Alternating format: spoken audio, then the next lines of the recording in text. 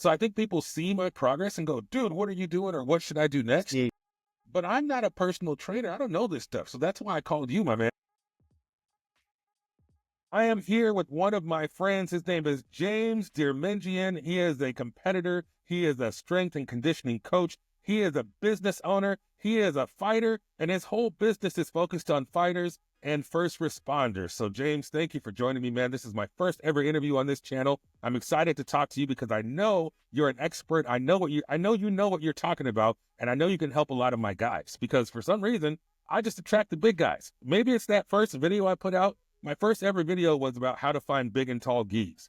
And that thing has like over 4,000 views. So people, big and tall guys, are looking to find gis that fit their body. And somehow most of the people that follow me and comment, I call them my subscriber friends, are bigger guys. And so I was hoping you could help me understand and you could help them understand the best way to get in shape, to be in shape, to stay in shape, and to be successful in jiu-jitsu. So enough out of me, man. If you would, please introduce yourself. Tell the people watching your background, your number one comic book issue, number one origin story, how you got interested in jiu-jitsu, how you got interested in competing. Well, we'll talk about competition in a minute. Just tell me how you got into jiu-jitsu and how you got into this line of work. Yeah, sure. So I think it was 2007, so a really long time ago. Wow. I had just come back. I just come back like a year or two earlier from getting a master's degree overseas. Nice. I was 20, 23, 24 years old. And that was like the heyday of the Ultimate Fighter TV show. And so I just started to like get back into shape. I'd gotten back into lifting and was taking it more seriously again. And, you know, the Ultimate Fighter Tough season 7 came on. And I remember just watching some of these guys. It was like Team Sarah versus Team George St. Pierre. This is like about the time where I think, you know, Matt Serra and GSP had their kind of their back and forth where like Matt Serra like managed to somehow flash KO GSP, which is like the most amazing flukes in the history of the sport. And then, you know, of course, GSP came back and beat his ass. Of course. But I remember watching the show and being like, I'm remembering wrestling in high school and remembering how much fun it was. And I was like, you know, I could do that, right? So unbeknownst to me, just down the street, Boss Rutan had his gym. Okay. Boss Rutan's Elite MMA. It was literally 5 minutes away from my place in Thousand Oaks off of Hillcrest. It was a tiny little mom and pop shop at the time, but I showed up there and I signed up, you know, and I remember starting with jiu-jitsu class and then just kind of getting sucked into it, right? And being like, wow, this is super cool. Like I did some striking stuff too. And you know, at some point I trained with some pretty notable striking instructors, Rick Metzler, another guy who was a professional kickboxer. All right. Years, you know, a couple of these Kempo karate guys who were cool, but really that gym kind of expanded and I didn't stay with them. And so my next choice was to move to a pure jiu-jitsu gym. All right. Sounds cool. Very cool. Now, I know you're a competitor. I know you competed literally all over the world. I saw you posting some stuff. I think it was Europe or Asia or something. So I want to dig into that a little bit because you're not just a trainer. You're a competitor. You have an impressive record. You've got a super, I think you mentioned your percentage of sub wins by submission versus wins by decision. Can you just tell us all about that? And even the crazy little thing that you do that most people do not, because if I'm not mistaken, you qualify to compete in the Masters division, but you have chosen to go the hard route. You're trying to ice skate uphill and go up against the adults. That means 18 and over. So you're fighting these guys, the elite, fresh out of college wrestlers, the elite teenagers, babies. These are those crazy ones. And you chose to take on those guys and you're freaking winning. So tell us about that. What is your competition focus, strategy, background, and fill us in on your record? I see the medals in the back, so I'm sure it speaks for itself, but I'd like to hear from you too, please. Yeah. So you can see here, I am a 3-time world and national medalist. Yeah, buddy. 2 of those in the IBJJF, 2 of the world medals are in the gi at the adult level. One is Master 2, the silver no gi. And one of the medals, the silver medal for nationals is at the adult level. The other 2 were at Master 2. And so basically, I started competing with jiu-jitsu heavily when I got back into it again, which was 3 years ago. I actually took about 11, 12 years off. I had kind of a falling out with an instructor, and I just threw my hands up in the air and said, and it's kind of one of those things where if you manage to, our instructors, black belts, whatever, like they don't always go super hard in practice. Sometimes they do. But, I had a falling out with an old instructor who was a 3-time world champ.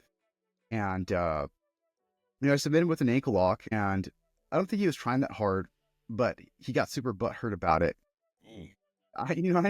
Just after that incident, it turned into like lots of harsh words between he and I was like, you know what? I'm good with this. I don't need to do this anymore. I just kind of quit, which in retrospect was a sad choice.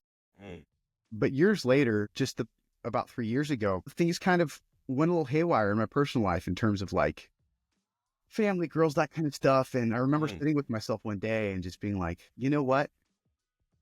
Like, what if you were to take the happiness of your own inner child into your own hands? And I thought to myself, what does that mean? And then I thought back to 11, 12 years prior, and it said, I always thought that I could be a world champion, right? Yeah.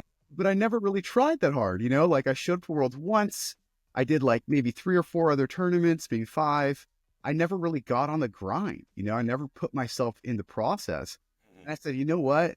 I'm doing this fitness thing. I have a lot of good clients and stuff. I have some money to go and travel a little and compete. I don't have a family, of my own. I don't have anything weighing me down. Why not try for it? And so that's when I started on the competition grind.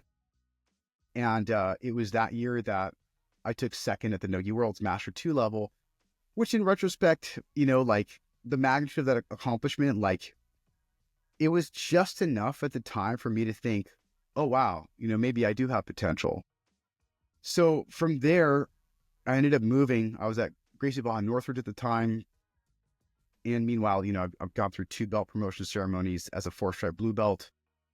Granted, I'd taken 11 years off and not get promoted to purple. And I was thinking, okay, am I going to stick around LA, Northridge, which is kind of a crappy area? Like I wasn't really a huge fan, like to be living downtown Northridge, the Valley. Yeah. Even though Gracie Barra Northridge is a great gym, Hamid Bahal, obviously really, really world-renowned instructor and competitor. But they didn't really have a robust Nogi program. Okay. And I would have to drive to Tarzana for more of that and all this stuff. And I had actually at the time applied for LAPD. I had some friends in, and I figured 312s, I can manage that. I can still do jiu-jitsu. Sure. I was denied. I was denied for like an old misdemeanor from when I was like 19, and nonviolent misdemeanor. And even though it was expunged. And so I was like, fuck, like, what am I going to do? And I started looking into training with the New Wave team in Austin. And I looked into it, Renzo Gracie Austin, Dan Hare and Nicholas Marigali had just started instructing there just a few months before I looked into it. Yeah. And I was like, I could really just go pay $300 a month and take classes with John Dan Hare, Yeah. And I said, fuck it, I'm doing it. Right. So I went and I did that.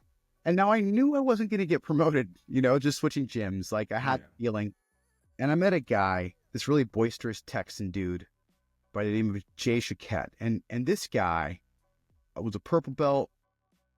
He had taken Worlds the year before, and he had talked about how he was switching over and starting. He's my age, 40 at the time, 41. Okay. He was talking about how he was like, this next year I'm going to compete adult. And I was like, what? I was like, you can do that? Like, that's permitted? He's like, yeah. She's like, you just select it on the thing, when you're registering for the tournament. And I was like, uh-huh. And I thought to myself, okay, I've been a blue belt for a bajillion years now. Like I'm not getting promoted anytime soon. There's got to be a way for me to challenge myself. And why not just fight the guys who are younger? Let's see if jiu-jitsu really lives up to its own hype, right? Like if a younger, less, more enfeebled, weaker person really can, or an older, person really can take out the younger, stronger. Granted, most of these kids in this generation are not stronger than me, right? Like, that's true. Yeah, I am a dedicated strength coach, so it's less shade on them, even though I have faced some guys who are, specimens, right? Sure, yeah. But I decided I'm going to try this, and I think my first adult tournament was the Dallas Open that year, 2023. And I showed up kind of in my typical headspace. I'll be honest with you, like my competition mindset is poor. It's a poor piece, Okay. right? And because I'm always showing up to these things like, why am I doing this? Like, this doesn't make sense. This is stupid. I could get hurt. I'm old. Like, these are all the thoughts that are going through my mind. And I think they're common for most people. Yeah. But anyways, I showed up with all these thoughts and these dreads, especially now fighting adult, and beat my first guy very handily. He was very new, a really nice kid, a state trooper for Texas.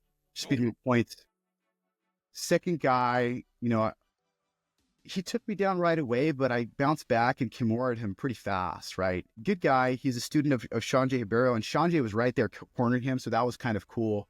And Sanjay basically called out the move that I pulled up on him. He's like, watch out for the Kimura. And right as he said it, I hit it. That's awesome. But it was cool to see, like, Sanjay is like such a good coach. He was there, like, coaching one of his blue belts, which to me was very inspiring, But Jonah's a good dude. He just got his purple belt, and his game has improved tremendously since then. And then the third guy was in the open class, and I hit one of my favorite, Udigatame, also known as like a violin arm lock, very fast. And I remember there was kind of like, at the time in the room with Dan here, like a lot of us were kind of like, Udigatame, because he was showing it a lot. We're like, does that shit even work? Yeah, everybody talking shit.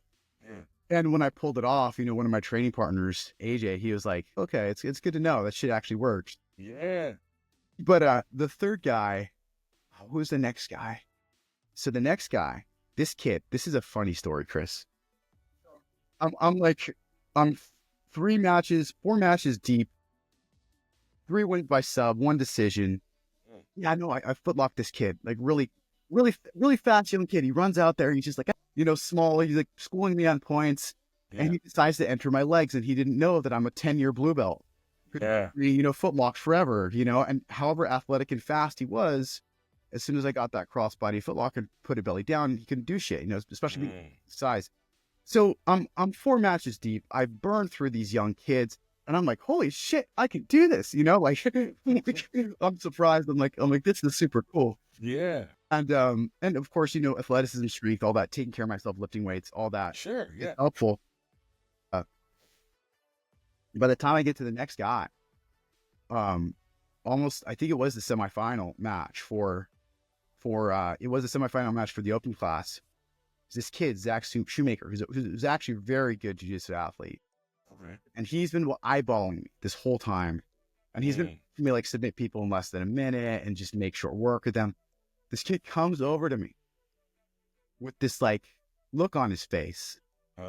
He's like, you're like a master 3, aren't you? And I'm like, yeah. And he's like, I've just watched you tear through everybody. I was like, yeah, okay. He's like, please don't break me, sir. God, I swear to God, like I laughed inside so hard, but at the same time I was like, oh, am I just being a dick? Yeah, are you the bully? You don't want to be the bully. I was like, am I just being a mean old big brother? Like what am I? And so like it got into my head. Like he had this like really sad, like droopy look on his face, and I was like, my little brothers right now, like, and so this got in my head. And so Zach then proceeds to like demolish me in points. Really? 30 to like nothing. What?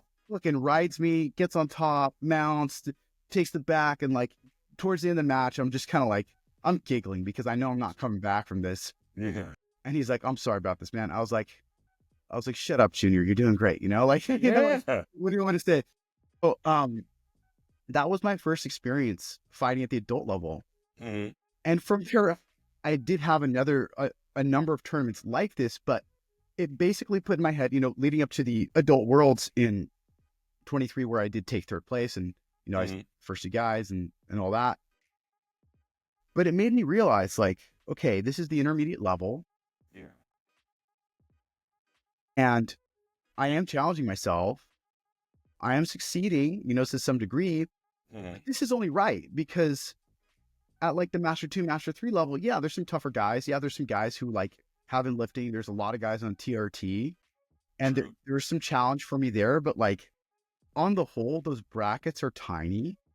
There's 7 masters or 6 masters divisions, those 7 masters divisions. And Yeah. it doesn't make sense because you'll show up and you'll get like a single athlete bracket half the time, you know? True. Yeah. And so I really kind of just wanted my money's worth, and I wanted to test myself and challenge myself. And I wanted to fucking show up to tournaments and actually have people to fight. So that was part of the reason for the adult thing as much as anything. Challenge myself, also making sure that I'm showing up and having people in my brackets, because I have 7 master division. That's just like a money raking scheme, you know. It's I can just see have that. 1 or 2, right? Like, Yeah. come on, you know, or 3 tops, right? It's just like, but the other piece of it was, you know, I thought to myself, okay, like this is actually a really good proof of service as well, because there's a lot of jiu-jitsu guys who love the thrill of showing up. We love it, right? Like, I know you've done jiu-jitsu for a while now. It's what, 2 years? 3 now. 3 years. 3 years. Yep. And we love it. You know, we show up, we spar, we hang out, we learn new things. There's a thrill in it. But just like any other sport, right?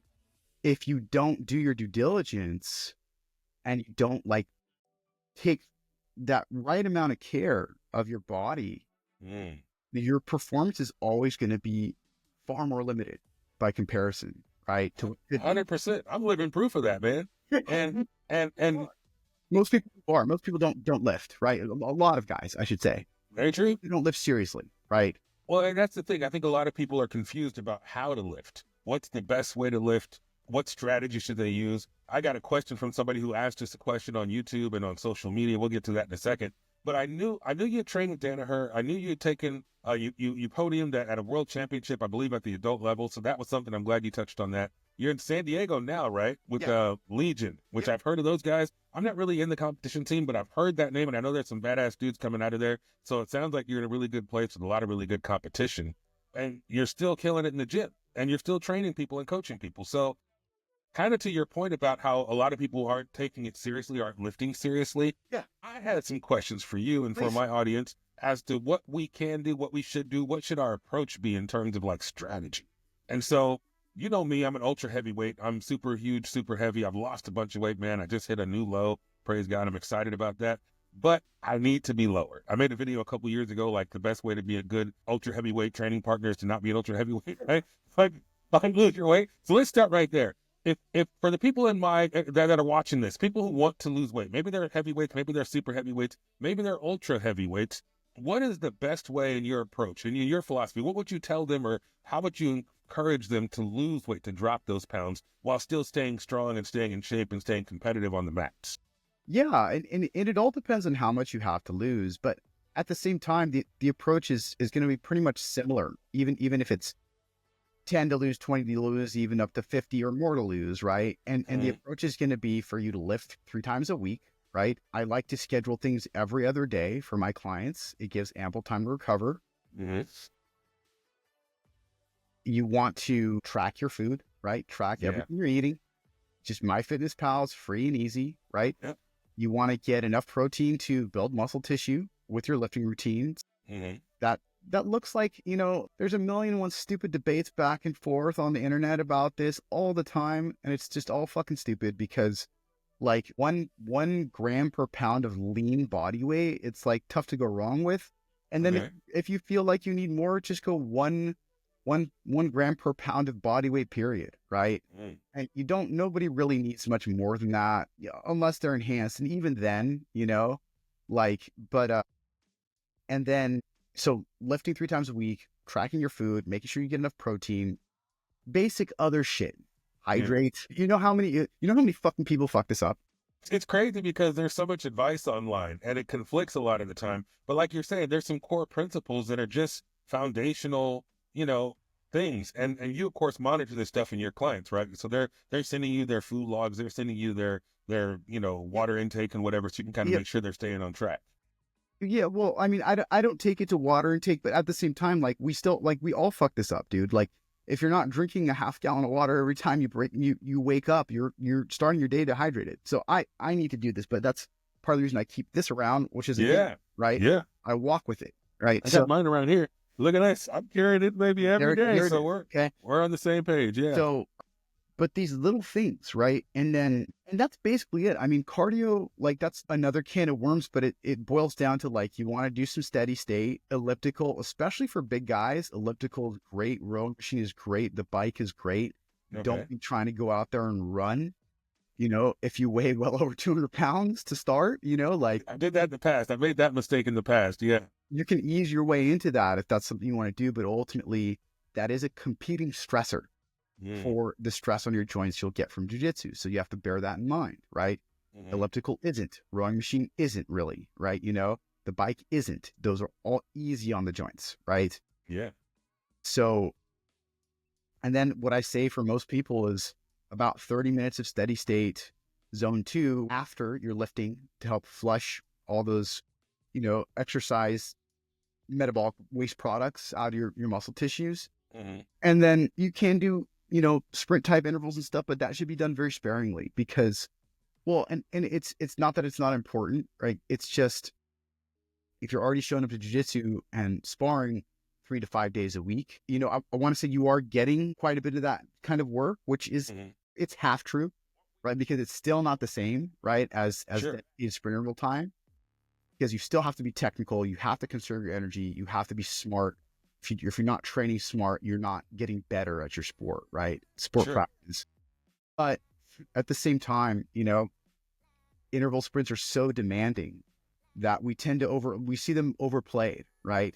A lot of jiu-jitsu, you know, sort of amateur jiu-jitsu people who think they know what strength training is, are like, oh yeah, I just did this 30-minute hit kettlebell workout and burned myself in the ground. And it's like, all right, bro, like, have fun sparring tomorrow, you know? Yeah. Right? Like, you know, like, so steady state, you can't go wrong with. The interval type sprinting, you just have to use it intelligently. And what I like to do with most of my athletes, so if I'm going to give them some of that, I stack it on their upper body lifting days. Okay. And I typically I'll tell them not to train jiu-jitsu or train technique only on those days. Okay. It's between upper body stress from lifting plus sprinting. Like, that's a lot of metabolic stress you're putting your body through. So if you're going to try and spar as well, most guys, you know, if we're in our 30s or older, we can't really handle it, you know. Anyways, that's kind of like the condensed version of what I do for most of my clients. Obviously, there's a lot more detail to what and you mentioned zone 2. Zone 2 is based on your heart rate, right? Based on where your rate is. Okay. And for most people, it's going to be somewhere around 120 to 140 beats per minute, right? It will vary. Most people have an Apple Watch or some kind of Fitbit or some kind of trainer where they can monitor their heart rate and make sure they're in that zone. Yep. All right. So weight loss is eat smart, which you'll coach them on that, of course. Burning good calories, 30 minutes of steady state cardio, I believe you said. No worry. If you really want to sprint, you can talk about it and customize something for it, but it's not necessary, is what you're saying. Yeah. It depends. You know, like if someone's like trying to be a professional or semi-professional jiu-jitsu athlete, like we'll set it up. Or, you know, for like my guys in the military and law enforcement, sprinting is absolutely essential, right? So I have to bake that into their programs. And whether it conflicts with jiu-jitsu or not doesn't matter, because they're doing foot chases, they're doing, you know, obstacle courses, that sort of stuff, right? Yeah, but for a killer whale like myself, a guy that's just trying to train and feel good about himself, like today I went to class this morning at 10 o'clock. Afterward, I went to the gym. I was on the elliptical for 20 minutes. I didn't do 30 minutes. I did 20 minutes. And then I hit the sauna for 15, I think it was like 17 minutes in the sauna. And then I went home. So I'm feeling pretty good about what I did today based on what you just said. One thing I didn't do that I kind of wanted to do, but I decided not to, was lift heavy. Because part of me loves that feeling of lifting heavy, but I already felt kind of tired and felt kind of depleted. So the ultra heavyweight, the heavyweight, the super heavyweights are always, you know, talking about strength.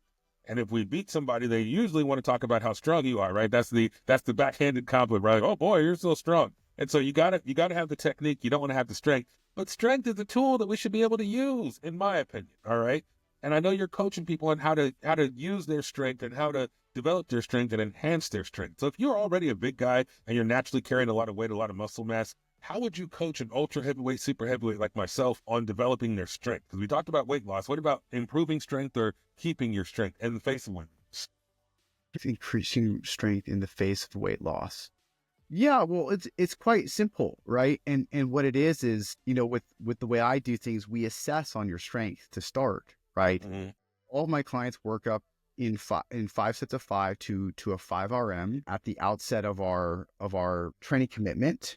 Okay. Um, they I assess what their strength looks like on, for critical lifts, bench, squat, deadlift, overhead press, for those who can do pull-ups. So I assess on that.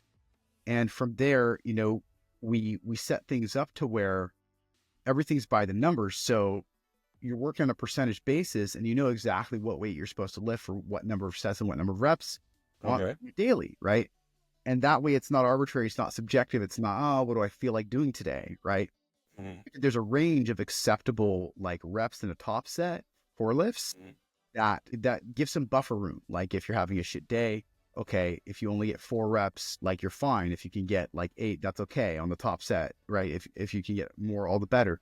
But basically what I do to make sure that people are getting stronger, because strength doesn't necessarily have to be a like, it's not perfectly correlated with cross-sectional muscular hypertrophy, right? Getting bigger, what that means is getting bigger can and will often lead to higher levels of strength. Okay. Stronger does not necessitate that a person get bigger, right? Okay. So, you can very well be in a calorie deficit, which a lot of my guys are, and get hella stronger while losing Nice. fat, right? And the reason for that is that the nervous system is adapting, the muscles are adapting, even if they're not like packing on gobs and gobs of muscle tissue, right? Mm-hmm. Becoming more, the muscles are becoming more efficient. They're innervating more deeply. The nerves will actually grow deeper into the muscle tissues, the fibers themselves, get stronger. So it's, So we don't have to get bigger. We can get stronger without getting bigger. Because I don't think any of the big guys, the ultra heavyweights, want to necessarily get bigger.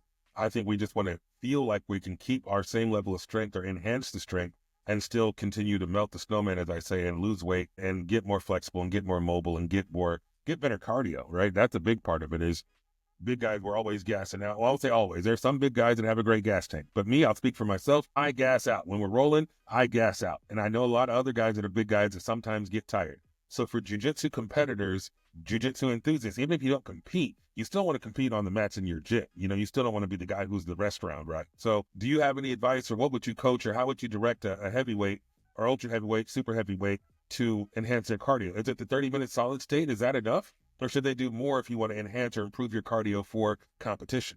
you can do up to like, say 200 minutes of zone 2 a week, right? Mm-hmm. But here's the thing that's really important that a lot of people don't realize, okay? Within the match itself, you can have the best cardiovascular fitness in the world and still get winded, right? Mm-hmm. Okay, because you're not using the cardiovascular energy system in the match, right? Okay. Most of what's going on is what's called like lactic acid or anaerobic energy expenditure, okay? Because Okay. we're moving usually pretty fast, or even if not, we're contracting our muscles isometrically to like hold a pin or whatever it may be, right? So we're not utilizing like aerobic power output in the match itself. That's not why we gas out in the match per se. Aerobic fitness, zone 2 aerobic fitness, say steady state, long, slow distance aerobic fitness is helpful, is really recovery between bouts, right? So when you get done with a hard match, the level of your aerobic fitness is directly correlated with the speed and completeness with which you can recover, right? Okay, that makes sense. So basically your heart can, again, replenish all of the blood that's in the muscle tissues that you've just worked. Your wrists are all cramped up, your forearms are tight, whatever. Maybe your back is tight, maybe your chest is gassed out, or your lats, or whatever, your legs are cramping, seizing. The better cardiovascular shape you're in terms of like that long, slow, steady state, the faster your body can replace all the metabolic waste, the sort of bad blood, as it were, in your local muscle tissues with fresh, oxygenated, nutrient-rich blood. Okay, now you're back to form, right? Sure. In terms of your next match. In terms of not gassing out in the match itself, right? It's boiled down to two things, okay? The first one is anaerobic fitness, right? And this can be divided. It can be subdivided into a bunch of different things. There's lactic, there's alactic, there's ATP, CP, right? These are just 3 gradations of energy systems within the anaerobic energy pathway, right? Okay. Basically, Chris, like, it gets too granular too quick, practically speaking, right? Let's put it this way, okay? Let's do a little thought experiment. You'll appreciate it. Okay. So, what do you weigh? Ooh, I don't want to tell you that, but it starts with a 3. How about that? It starts with a 3. Well, let's run with me. I weigh 220. Okay, sure. Now, I meet a lot of other guys who weigh 220. Yeah. Amounts. And let's just say on a good day, I can bench press my body weight for a set of 10 to 15 reps. Okay. Heck, Right. That's impressive. Yeah. And then, well, let's look at my legs too. Okay. So on a good day, I can double that number, 440 pounds, twice my body weight. I can do that for 5 to 10 reps on the deadlift. Wow. Okay. Yeah. On a good day. And then on the squat, let's say 1.5 times my body weight, 330 to 360. I can do that for 8 to 10 reps. Okay. You sound like Superman to me, but go ahead. Keep going. Yeah. So that's pretty strong for my age, right? Yeah. There are lots of guys who are on steroids who are like way stronger, right? You know? Okay. And then there are lots of guys who are way fucking weaker. Now, forget the fact that whoever I'm fighting against might have to contend with that expression of strength. Let's just keep it relative to my own body weight, okay? Mm-hmm. If I can deadlift twice my body weight for 5 to 10 reps, that means that I can, per the E-play equation, which is a fundamental equation of exercise science, that means that I can take my body weight and I could do like 100 rapid deadlifts with it before having to stop, before complete total muscular failure. Okay. Well, all right. Now let's talk about a guy who can deadlift his body weight maybe 5 times at 220, right? And he has to face me, right? Or maybe he can do it 10 times, but I can do it 100 times. Yeah. Who the fuck's going to gas out first? 100%. Right? Like, and forget the fact that, yes, I'm only stronger than this dude and I can probably just throw him on the ground and sub him real quick. I've done that a lot. That's fun. I like to play jiu-jitsu that way when I can, and it's not always the best way to play when you're faced with somebody who's obviously tough, right? Or evenly matched. But the point is, if you're hella strong, you're not going to fucking gas out against someone your own size. If you are hella strong relative to your own body weight, right? The chance of you gassing out in the match because your ATP CP system, your anaerobic energy system is not adequate to the task of moving someone your same size repeatedly for 6 minutes. It's not going to happen. It's way less likely to happen, right? That's true. Yeah. Because when I'm rolling, but I'm not rolling currently because I'm at Gracie University, but back in the day when I was rolling, if I was rolling with somebody smaller than me, I didn't gas out as quickly. That makes sense.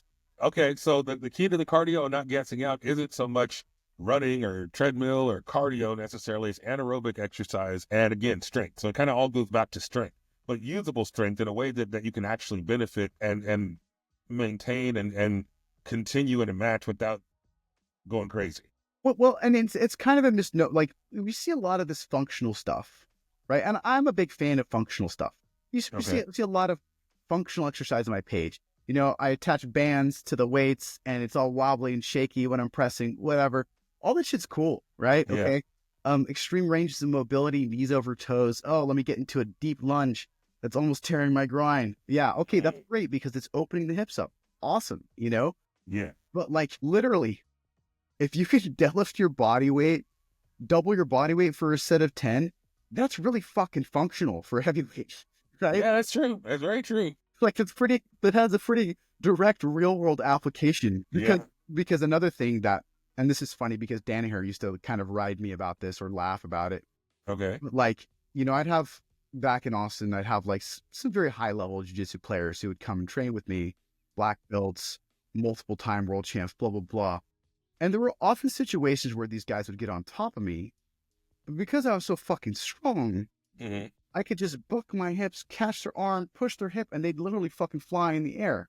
And I'd have a reversal. And John would always be like, like, this is a horrible technique. Which is true, because for your average person who doesn't have, bucking bronco hips, it's a bit much. But for me, who was that strong, it was Yeah. effortless. Yeah, because you're playing to your strength and your style and your game and your body type. So that And makes my sense. strength is literally strength, right? Yeah.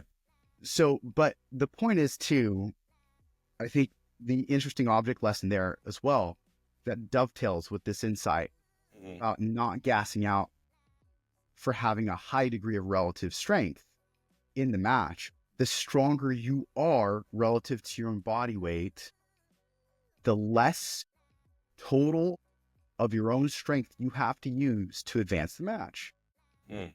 right? I can do jiu-jitsu with really good technique and not get fucking tired Yeah. because I'm really strong, right? And so I can go through a number of failed attempts and, with enough time, chances are I will eventually succeed versus an opponent who isn't as strong, Mhm. who's now weathering all these sub attempts or these takedowns that I'm doing against, Yeah. right? Sure.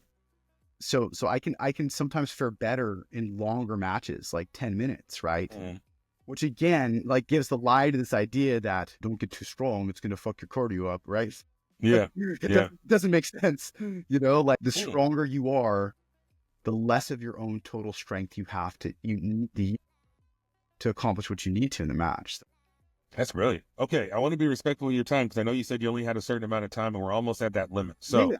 I want to ask 2 more questions, if you will, and then I'm going to let you go. You can tell everybody where to find you because I have a feeling people are going to have questions. I have a feeling you're kind of shaking things up a little bit right now by talking about more strength. I think most people were probably expecting elliptical, running, rowing machine, which you said those things are good, but that's not Right. exactly the thing that's going to benefit you in jiu-jitsu competition. Not in So the match. exactly.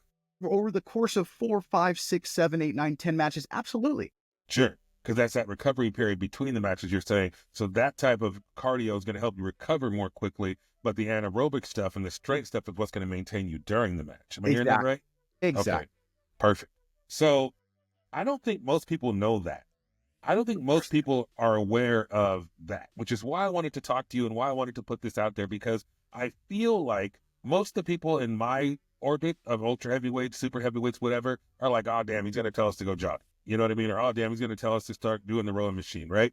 And the fact that you didn't say that, I think is going to pique a lot of interest. And if I post this as a reel or whatever on TikTok or Instagram, you're probably going to get the pitchforks and the torches on the comments going, no, you got to run. No, you got to do Of course. cardio. And so I want you, if you would, and this is my second to last question. What is your secret sauce? How did you get to this point where you know this and you're able to apply this and it works for you and it works for your clients while everybody else is wrong? Basically, I'm not trying to kiss your butt, but how did you get to be so right and everybody else is so stinking wrong? What's the secret sauce to Fight Fit Training and my man James Deirmendjian? What is the secret sauce? When things have been shitty for me, right? When things have been hard and difficult, I have often chosen to double down on investing in help. Okay. I have never been without a coach whose expertise I valued and who I have paid highly. Sure. I literally have 3 coaches right now. I don't make that much money. Okay. It ain't over 6 figures, I promise you. Okay. Okay. All right. And that said, if I wasn't investing in business coaches, mentors, marketing coaches, fitness certification and education, advanced education from the best people that I can find. I just got a cert from Complete Human Performance, Okay. the hybrid training cert, which is all about what I do, which is, I take a certain pride, especially in helping the first responders that I do. Mm-hmm. I want them to be lightweight strongmen who can run fast. I want them to have it all because Yeah. they have it all, right? They need to have high levels of aerobic fitness, high levels of strength. And all of this shit, all this sciencey shit that it's not obvious. Mm-hmm. I learned from these mentors, right? I learned from paying them ungodly amounts of money and having them tell me and correct my shit, right? Yeah. And that's basically it. And okay, yes, I am autodidactic. I do educate myself. I am curious about these things, and I always have been. Sure. But like when pressed, right? Mm-hmm. Like that's my answer, is investing in oneself. because I think we all, like, everyone has this idea. Everyone longs for some kind of greatness or another, Yeah. right? Everyone wants something tremendous, right? Mm-hmm. And when I have, done good things like big months of my business or gotten some really amazing clients, like in the branch of the military, some high ranking officers, some Yeah. incredible people, guy I've taken through the Secret Service Academy at the age of 37. When I've hit those accomplishments, it's always felt really good, right? Yeah. Hell yeah. But like, to get there, I've had to do the shit that nobody else wants to fucking do, which is to buck up and pay for mentors to teach me how to reach those people in the first place, to Yeah, teach for me sure. how to make a compelling case, to push me to get my reps in, to hold me accountable every week. Hey, you have to reach out to X number of people if you're going to get a new client this week, right? Hey, Yeah. you have to, complete this module so you can finish the certification and have this knowledge to be able to coach these kinds of people competently, right? And get them good results. It sounds like what you're saying is the secret sauce is the education that the things you've gained from coaches, from experts, Yes. and investing in yourself, investing in those types of things have given you like this deeper understanding, maybe even a wider scope of understanding than the average person who is not willing to invest that time, is not willing to invest those resources to get the depth of education that you have. And you said Secret Service at age of 37. So that's one of your clients that you're coaching right now or that you coached in the past? That's awesome, man. Yeah. Yeah. Dude, that's legit. Okay. So the last thing I want to ask you, and then I got to let you go because I know you said you had to go. Yeah. No.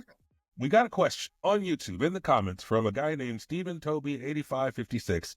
And he says, you know what? I put a screenshot of it right here. Let me click on it. So I'm looking at the camera now. My instructor is having me do a body weight circuit on my off days from class, the days he's not training. My instructor's having me do a body weight circuit on my off days from class. Does that work for strength training? What is your answer to that, sir? You're the expert. I told him I'd ask. Tell me what you think. I mean, the question is like, what is the goal, right? I think strength, because he said, does that work for strength training? So I guess. But the goal is so general. Strength. Yeah, it will work to a point, right?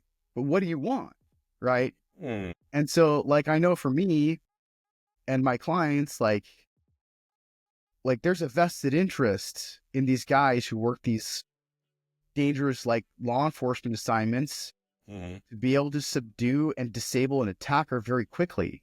Sure.